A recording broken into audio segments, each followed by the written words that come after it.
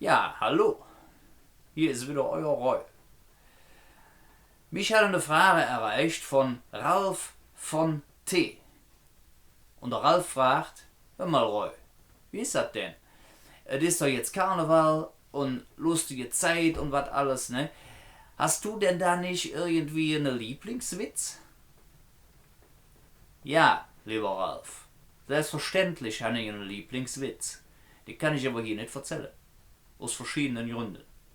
Ich kann da aber jetzt ganz anderes sagen.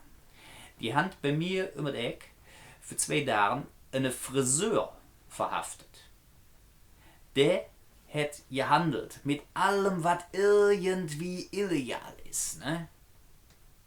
Und da kannst du jetzt wieder sehen, du kickst den Lügen bloß für den Kopf. Jahrelang bin ich dahin, ne? Ich war guter Kunde, wir haben auch privat, ne? Aber dass der Friseur ist. Mir, Ihre The Return of Opa Witz.